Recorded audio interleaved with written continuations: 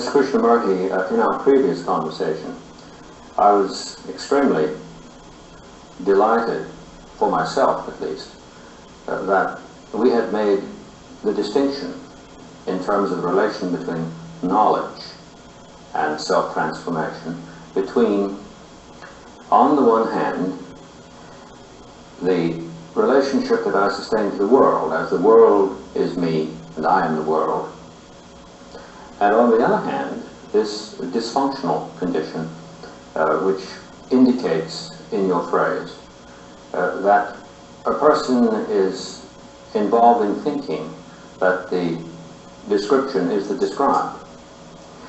It would appear then that something must be done to bring about a change in the individual. And going back to our use of the word individual, we could say, and you used the word earlier, that we're dealing with an observer. So if the individual is not to make the mistake of taking the description for the described, then he must, as an observer, relate to the observed in a particular way that is totally different from the way he has been, of course, in his confusion. I thought in this particular conversation, if we pursued that, it would be a link directly with what we had said prior. What we said previously, wasn't it that there must be a quality of freedom from the known? Otherwise it will be mere, the known is merely the repetitive of the past, the tradition, the image and so on. The past, surely, sir, is the observer. Past is the accumulated knowledge as the me and the we, they and us. Is this, the observer is put together by thought as the past. Thought is the past. Thought is never free. Thought is never new. Because thought is the response of the past as knowledge, as experience, as memory. Yes, I follow that.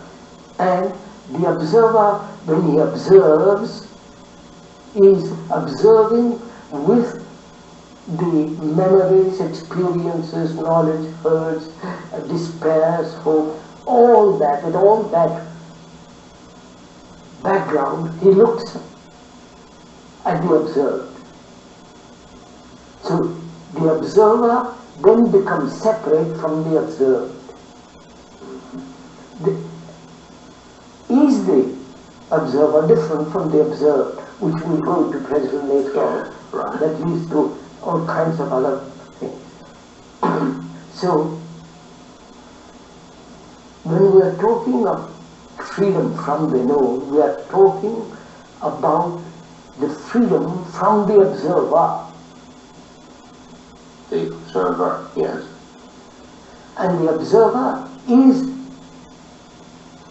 the tradition, the past, the conditioned mind that looks at things,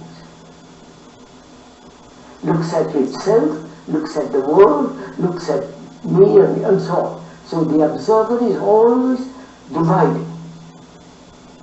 The observer is the past, and therefore it cannot observe wholly.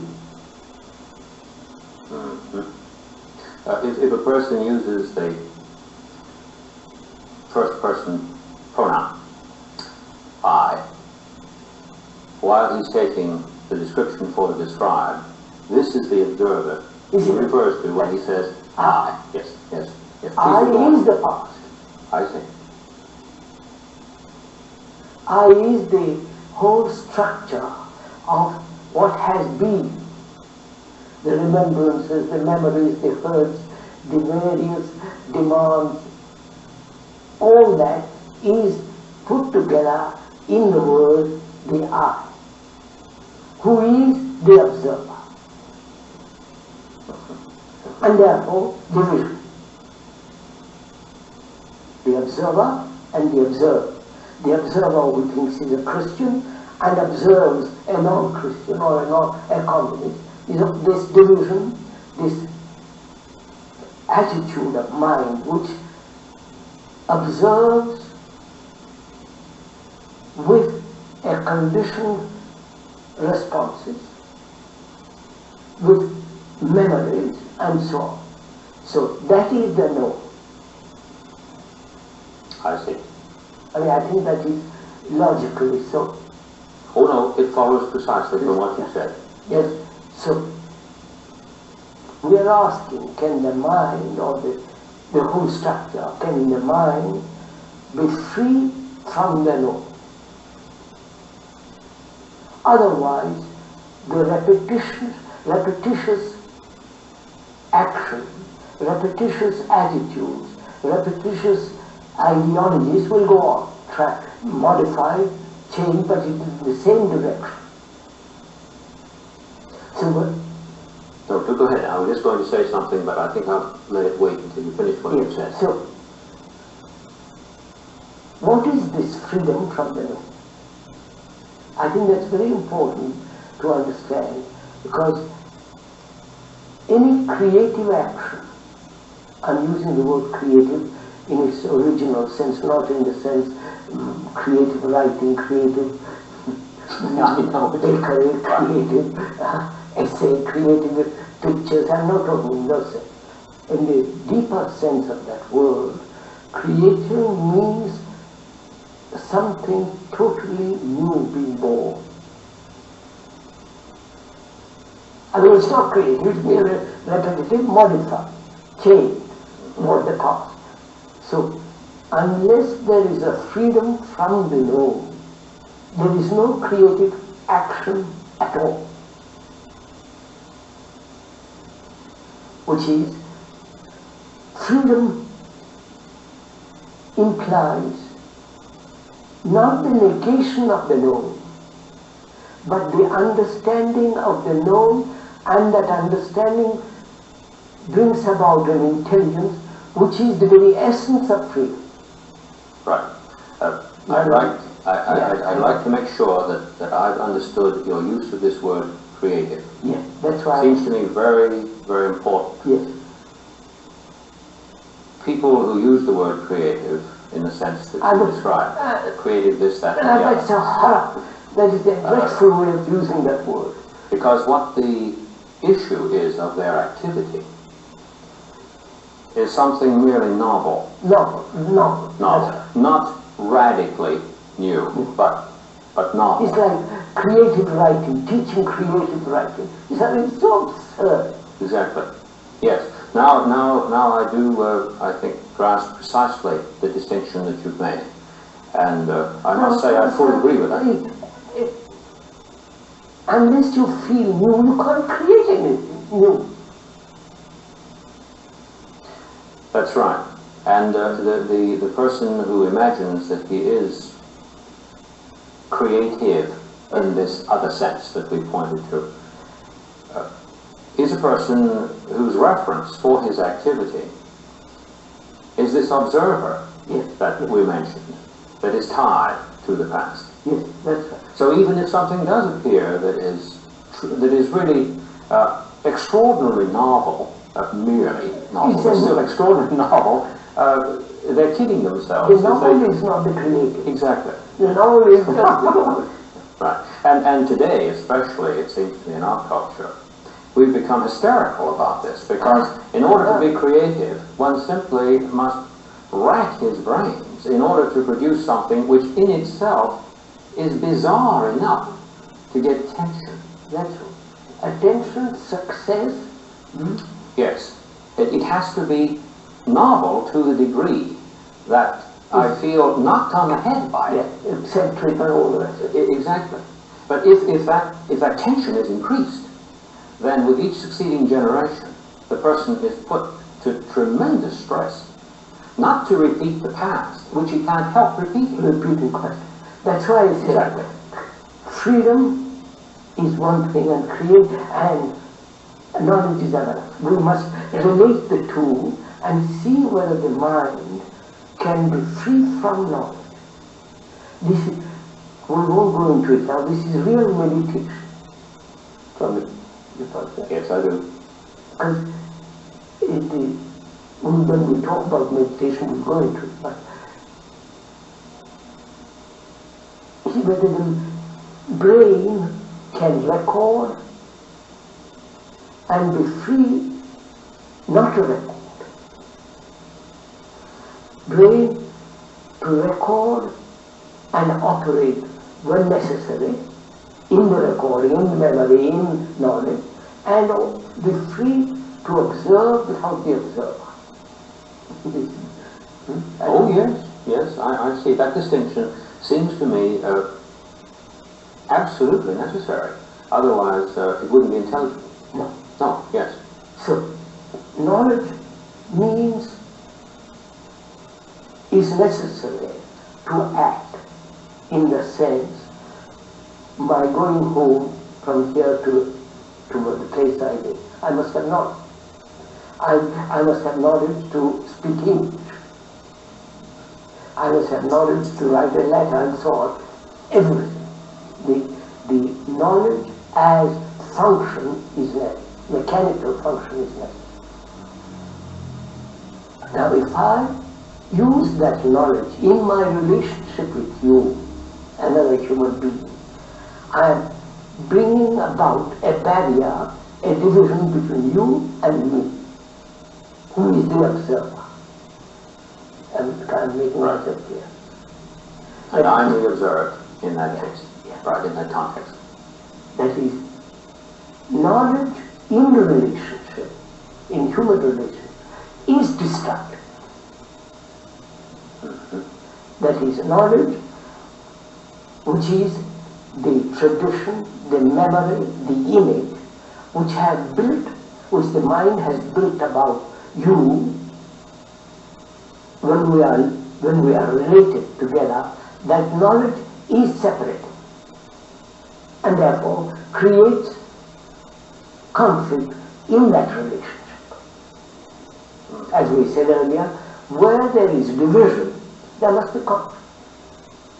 Division between India and Pakistan, India and America, Russia and all that, this divisive activity, politically, religiously, economically, socially, in every way, must inevitably bring conflict and therefore violence. That's obvious. Exactly. Now, when in relationship, in human relationship, knowledge comes between, then in that relationship there must be conflict. Between a wife, husband and wife, boy and girl, wherever there is the operation of as the observer who is the part, who is knowledge, in that activity there is division and therefore conflict in relationship. So now the question that comes up next is the one of freedom from being subject to this repetitive round. That's right. Good, good. Now is that possible? It's an immense question because human beings live in relationship. Yes. There is no life without relationship. Life means to be related. Exactly. People who retire into a monastery and all that, they are still related. However much they might like to think they are alone, they are actually related. Yes. Related to the past. Oh yes, very much so. To their Savior, to their Christ, to their Buddha, to their Krishna, all that, they are related to the past. And their rule. And the rules, and they live in the past. And therefore, they are the most destructive people. Because they are not created in the deeper sense of that word.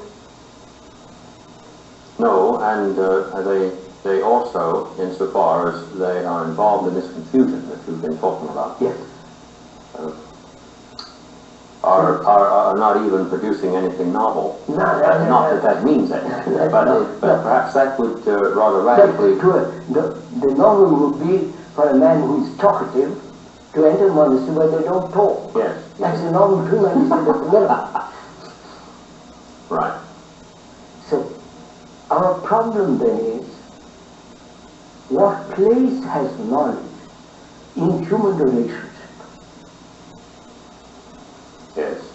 That's the problem. That's one problem. Yes. Because relationship with human beings is the highest importance, obviously. Because out of that relationship we create the society in which we live. Out of that relationship all our existence comes. This would take us back again to the earlier statement, I am the world and the world is me. Yes. That is a statement about relationship. Yes. It's a statement about many other things too. Of course. But that is a statement about relationship. The statement, the description is not the described, it is the statement of the rupture of the relationship. That's right. In terms of everyday activity. So, everyday activity is my life, is the life, is It's our everything. life. Yes, precisely. Whether I go to the office, factory, or drive a bus, or whatever it is life, living. But it is interesting, isn't it, that even when that rupture is undergone at a very destructive level, what we call thought in the context of our description of it and image becomes itself even distorted. Of course.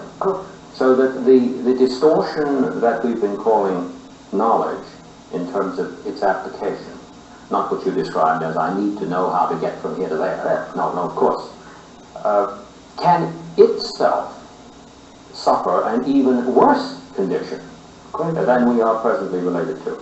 And we have tomes upon tomes about that pathology in itself, don't we? Yes, please do go on. So, knowledge and freedom, they must both exist together. Not freedom and knowledge. It's the harmony between the two. The two operating all the time in relationship. The knowledge and Freedom. in harmony. In harmony, it's like they can never be divorced. If I want to live with you in great harmony, which is love, Yes. which we will discuss that later on, there must be this absolute sense of freedom from you. Not dependency and so on. This absolute sense of freedom and operating at the same time in the field of knowledge. Exactly. So somehow this knowledge, if I may use a theological word here without prejudicing what we're talking about, if in correct relationship with this freedom is somehow continuously redeemed, it is somehow operating no longer destructively, but in coordination with the freedom in which I may live, because we haven't got to that freedom yet. That's why we have somewhat analyzed or discussed or opened the question of knowledge. Yes. And we haven't gone into the question of freedom, what it means. No, but we have established something, I think, that this conversation so far has revealed, which is terribly important, at least I'd say for my students, in terms of helping them not to misunderstand what you're saying. I have the feeling that many persons, because they're not sufficiently attentive to what you say, simply dismiss many statements you say out of hand as either impossible or if they like the aesthetics of it, it still doesn't apply to them. It's a lovely thing out there. Now, wouldn't it be great if somehow we could do this? But you see, you haven't said that. You haven't said what they think you've said. You've said something about knowledge with respect to pathology, and you've said something about knowledge in which knowledge itself is no longer destructive. No. So we're not saying that knowledge as such is the bad guy and something else is the good guy. No. I think it's terribly important that that's seen. Yes, and that's what I wouldn't mind it being repeated over and over again because I do heartily feel that it's easy to misunderstand. That's very important because religion, at least the meaning of that word, is to gather together to be attentive. That is the true meaning of that word, religion. And looks at religion. Oh, yes, I agree. Gathering together all energy to be attentive. To be attentive. Otherwise, it's not religion. Religion is all the thing. So, when we discuss that kind of context. So, freedom means this sense of complete austerity and sense of total negation of the observer. Exactly. Out of that comes austerity, everything else. We'll go into that later on. But austerity in itself doesn't produce it. And now, so we turn that upside down. Right. Yes, austere means really, the word itself means ash. Yes. Dry, brittle. But the austerity of which we're talking about is something entirely different. It is, yes. It is the freedom that brings about this austerity, inwardly. There's a beautiful biblical phrase that points to this. Just 3 words: beauty for ashes. When a transformation takes place. And in English we have the phrase ashes in the mouth. When the whole thing has come to the utter ashes. But there's the change from ashes to beauty. So, freedom in action in the field of knowledge and in the field of human relationship. But that is the highest importance, human relationship. Oh yes, yes. Oh yes, particularly if I'm the world and the world is me. Obviously. Yes. So, what place has knowledge in human relations? Knowledge in the sense, past experience, tradition, image. Yes. What has the observer, who is the observer, all that is the observer, what place has the observer in human relationship?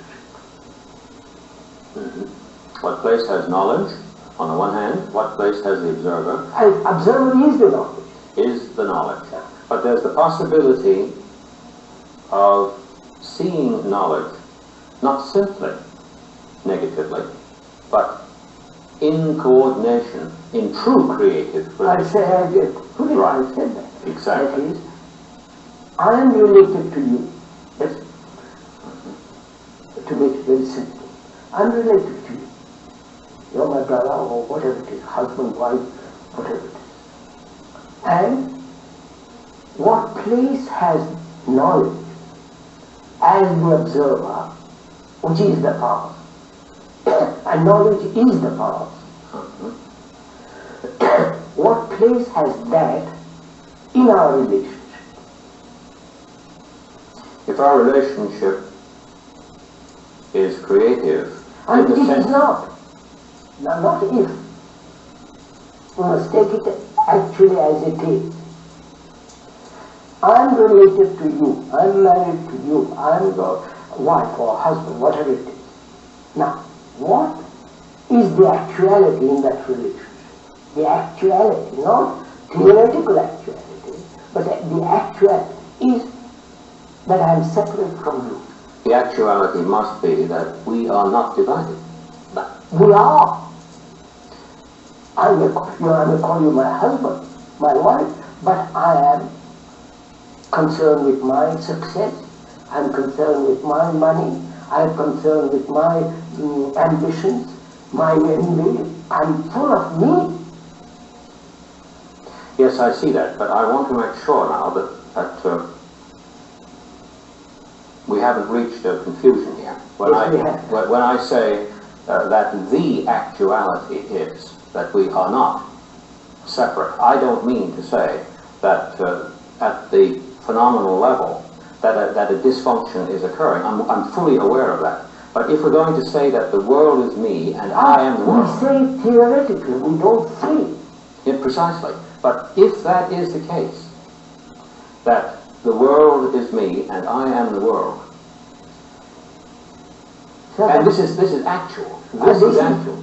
This is actual only when I have no division in myself. Exactly. Exactly. But I have a division.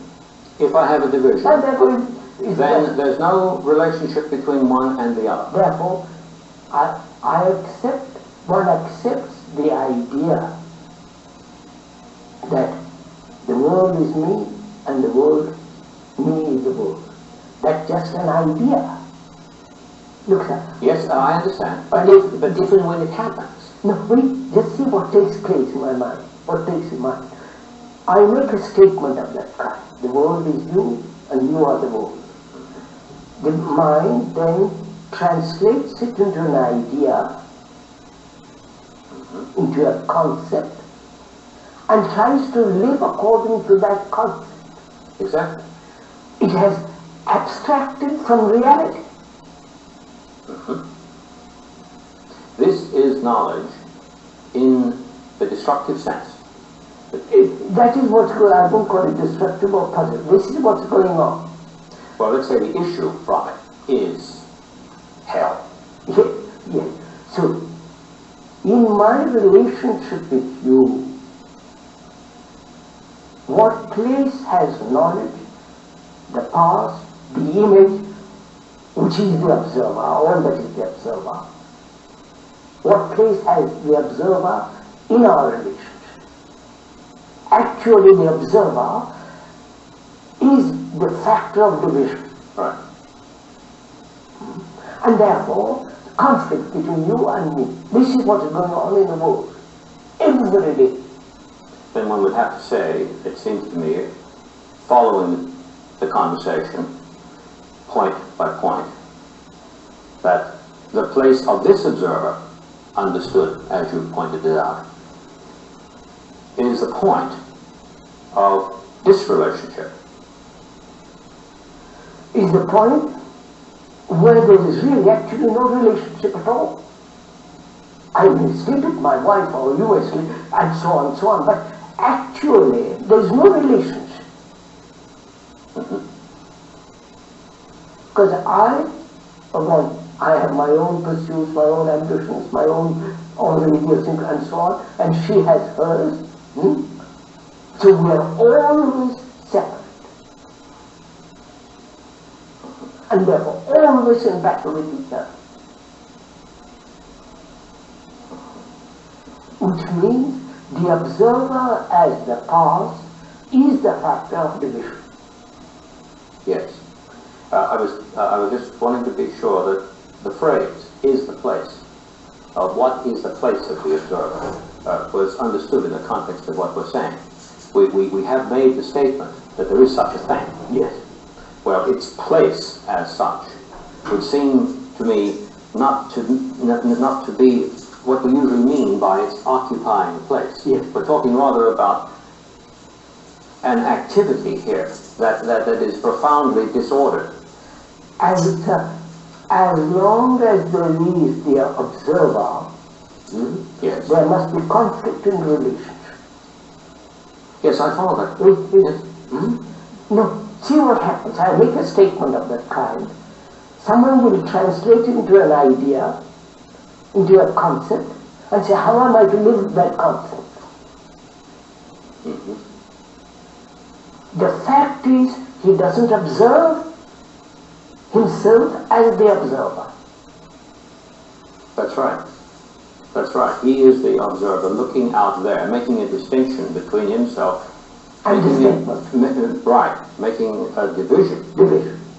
Now, so, has the observer any place at all in the relationship?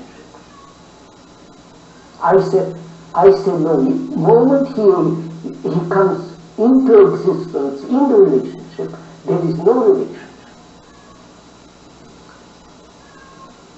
The relationship is not. Is not. It's not something that is in this relationship. Yes, that's right. We're talking about something that in fact does not even exist. Therefore, we have to go into the question why human beings in their relationship with other human beings are so violent. Because that's spreading throughout the world. I was told the other day in India, a mother came to see me,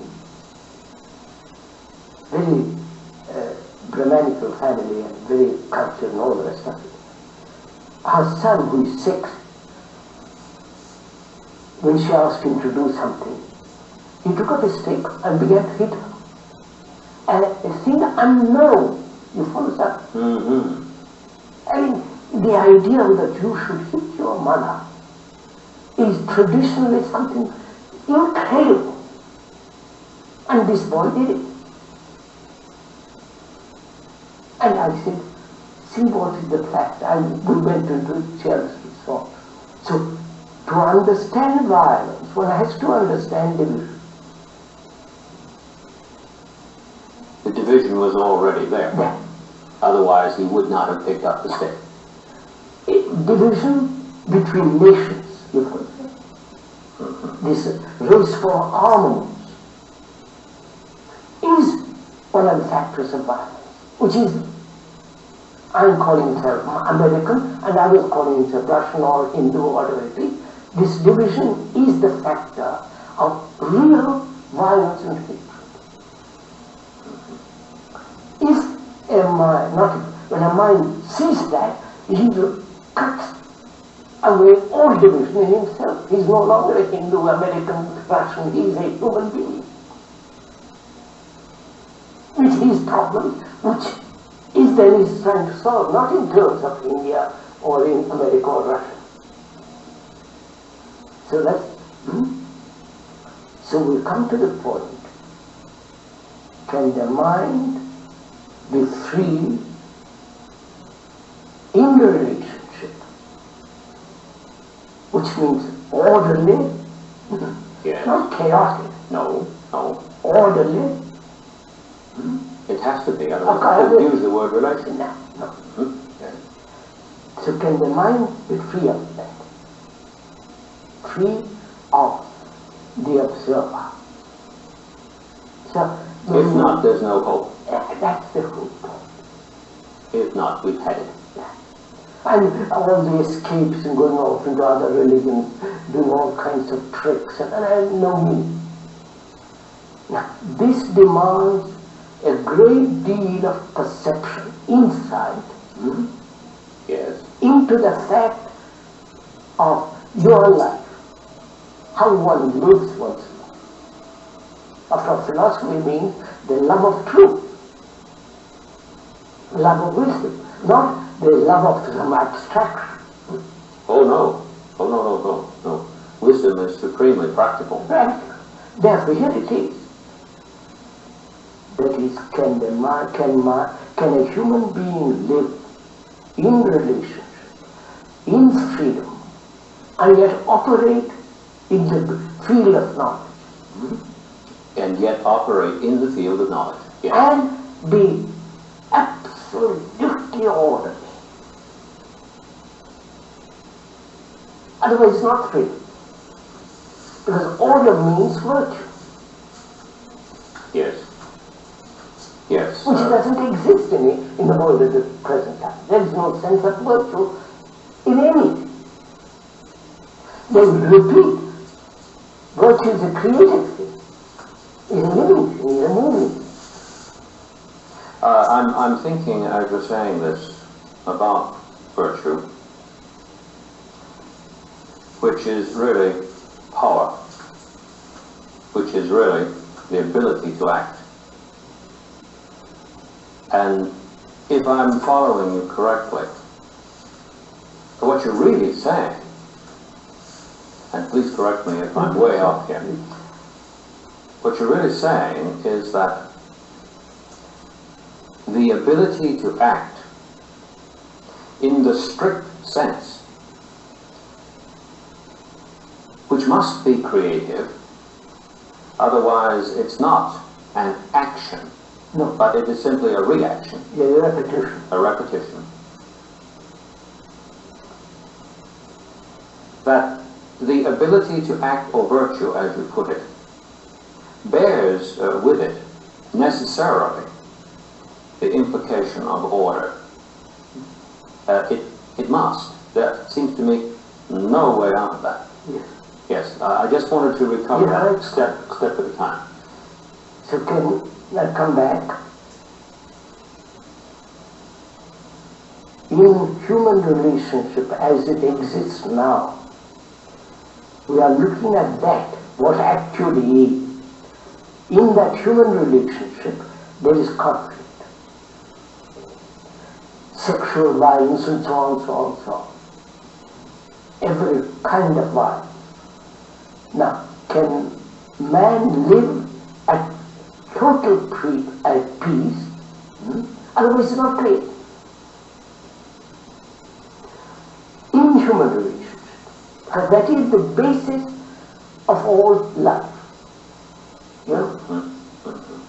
I'm very taken with the way you have pursued this. I notice that when we ask this question, is it possible that? The reference for it is always a totality. Yes. And the reference over here is a fragment, or a fragmentation, or a division. Never once have you said that the passage from one to the other is a movement that even exists. No, can't exist. See? Quite. Absolutely. I think, Mr. Krishnamurti, that nothing is so difficult to grasp as this From this statement to that that. you've made. Yes. There is nothing that we are taught from childhood up to render such a possibility a matter for taking seriously, because of course, one doesn't like to make sweeping statements about the way everybody's been educated, but I'm thinking of myself from a child upward, all the way through graduate school, accumulating a lot of this knowledge that you've been talking about. I don't remember anybody saying to me, or even pointing me to a literature that so categorically makes this distinction between one and the other as in terms of each other, not accessible to each other through passage. No. Quite. Now, I'm correct in understanding you on that. Quite right. Maybe I could just say this as an aside. The fragment can't become the whole. No, the fragment cannot become the whole in and of itself. But the fragment is always trying to become the whole. Exactly. Now, of course, in the years of very serious and devoted contemplation and exploration of this, which quite clearly you have undertaken with great passion, I suppose it must have occurred to you that the first sight of this, while one is in a condition of the observer, must be very frightening. In the condition of the observer, the thought that there is no passage. No, but you see, I never looked at it that way. If you would, but please tell me how you looked at it. Yes, please. From childhood, I never thought I was a Hindu. I see. I never thought when I was educated in England and all the rest of it that I was European or I never was caught in that trap.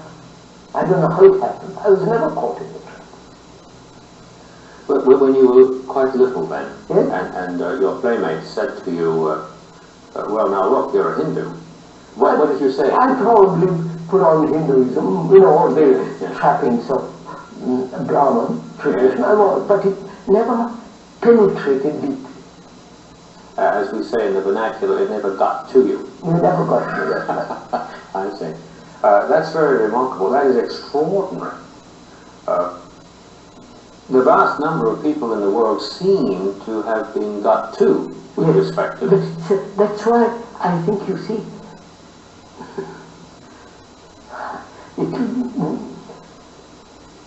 propaganda has become the means of change. Yes, yes. Propaganda is not truth. Repetition is not truth. It's a form of violence. That just... Yes. So, a mind that says, that merely observes, doesn't react to what it observes, according to its conditioning, which means there is no observer at any time. There is no division. It happened to me, I don't know how it happened, but it happened. And in observing all this, I see in every human relationship, every kind of human relationship, there is this division, and therefore violence. And to me, the very essence of non-relationship is the factor of me and you. I was just trying to go back in my own personal history and think of when I was a child. I did, while accepting that I was different, I did believe that. I did come to accept that. There was something else, however, that always held me very, very hard to center in terms of making an ultimate issue of that. And that was an experience I had when I was rowing a boat. I spent some time in Scandinavia as a child, and I used to take the boat out on the fjord every day. And when I would row, I was profoundly moved by the action of the water when I moved the oar, because I lifted the oar out of the water, and there was a separation in substance between the water and the oar. But the water, which was necessary for support and for purchase, so that I could propel myself, never lost touch with itself. It always turned into itself without ever having left itself in the beginning. And once in a while I would laugh at myself and say, if anyone catches you looking at this water any longer than you're doing, they'll think that you're clear out of your mind. This is the observer talking to himself, of course. But that made such a profound impression on me that I think it was what you might call a little salvation for me. And I never lost that. So maybe there's some relationship between that apprehension, which I think changed my being, and what it is that you're talking about as one who never ever suffered this sense of separation at all. Yes, please go ahead. So that brings us to the point, sir, doesn't it? Can the human mind, which has evolved in separation, Yes. in fragmentation, This is where evolution is. yeah, Yes. can such a mind transform, undergo a regeneration which is not produced by influence, by propaganda, by threat and punishment? Because if it changes because it's going to get a reward, It hasn't changed. it doesn't change. No. So that is one of the fundamental things which one has to ask and answer it in action, not in words. In action. Action, Oh, yes, yes, yes. which is my mind, the human mind, has evolved in contradiction, in duality. The me and the not me. Has evolved in this traditional cleavage, division, fragmentation. Now can that mind observe this fact, observe without the observer,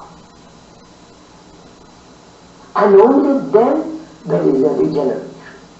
As long as there is an observer observing this, then there is a conflict. I don't understand. Yes, you do. You make yourself very clear on two levels.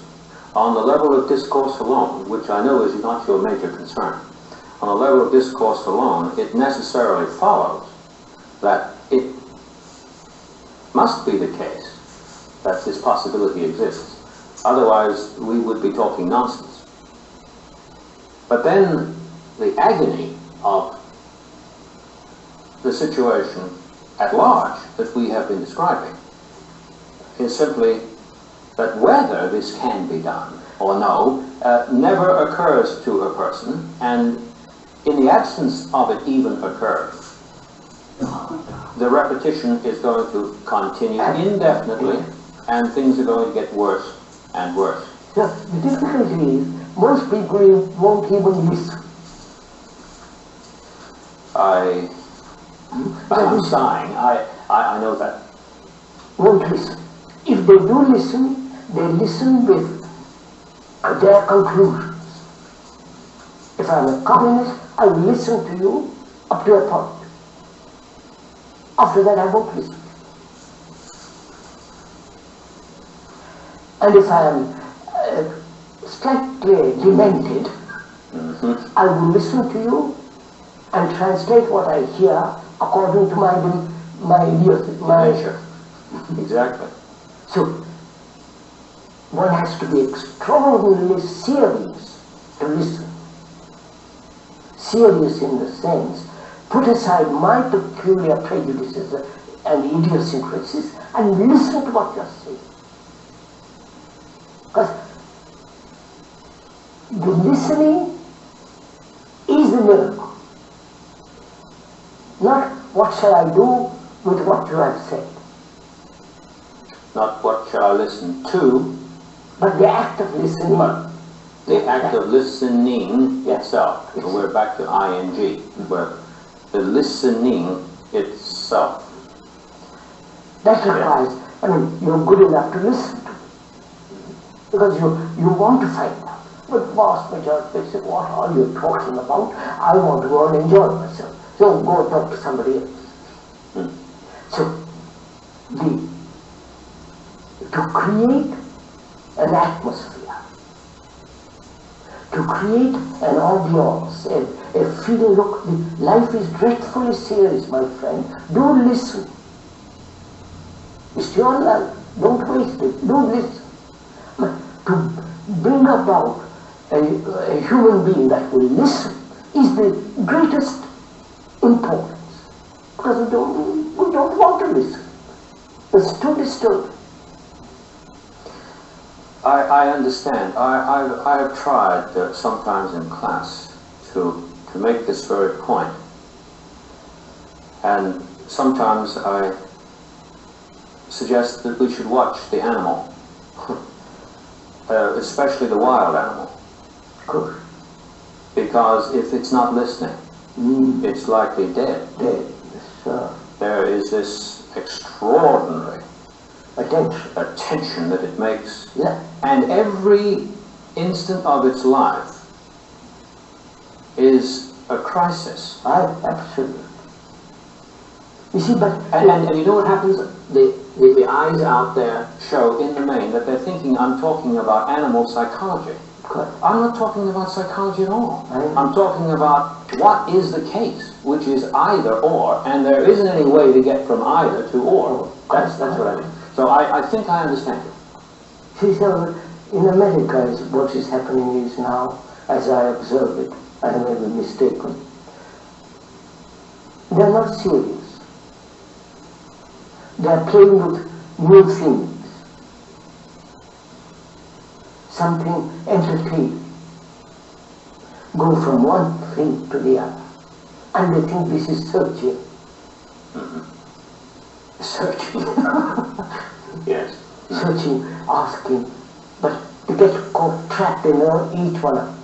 Yes. And by the end of it, they have nothing but answers.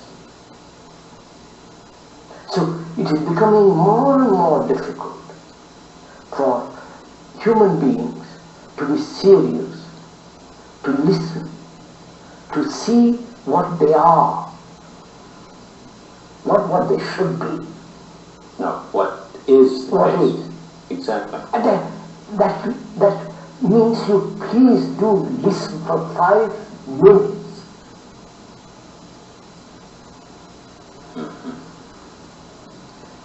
In this conversation, you're listening. Because you are interested. You want to find out. But the vast majority of people listen, for God's sake. Leave me alone. I have my little house, my wife, my car, my yacht, or whatever it is. For God's sake, don't change anything as long as I live. You know, going back to what I do know something about, namely the Academy, because I'm situated there in terms of day-to-day activity. I've often remarked to myself in attending conferences where papers are read that nobody's listening. It's one long monologue. And after a while you get the feeling that it really is a shocking waste of time. And then even to sit down and have coffee, the discussion, say, between classes usually runs on the basis of babble. We're just talking about things that we're not genuinely interested in order to fill up space.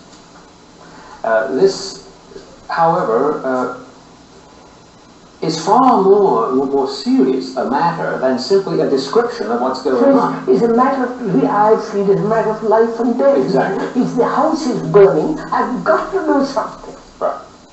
It isn't, I'm going to discuss who burnt the house. No.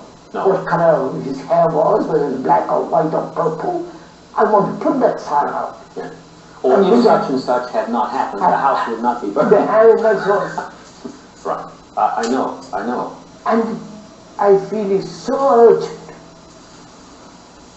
Because I see it in India, I see in Europe and America, everywhere I go to this sense of slackness, sense of,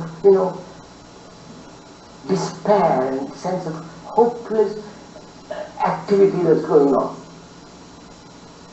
So to come back to what we were saying, relationship is the highest importance. When in that relationship there is conflict, we produce a society which will further that conflict. Through education, through national sovereignty, through all the rest of it that's going on in the world.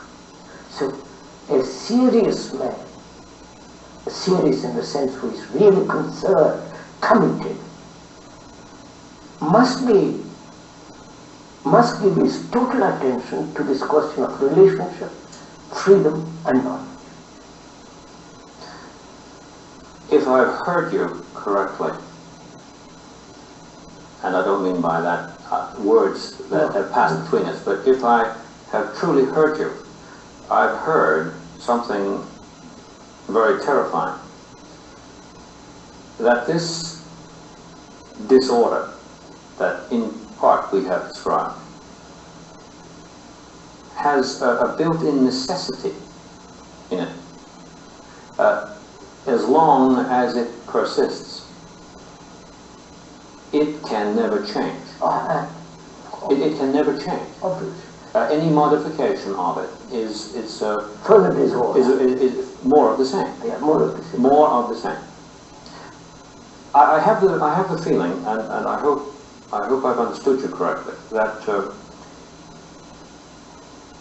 there's a relationship between the starkness of this necessity and the fact that there cannot be a gradual progress, or as a philosopher would put it, something like essential progress. But nevertheless, there is some demonic progress that takes place within this disorder. It is not so much a progress as it is a proliferation of the same. Yes. And necessarily so. Correct. Isn't that what you've been saying? Yes. Necessarily so. You know that word progress, I was told the other day, meant entering into enemy's country fully armed. Really? Oh.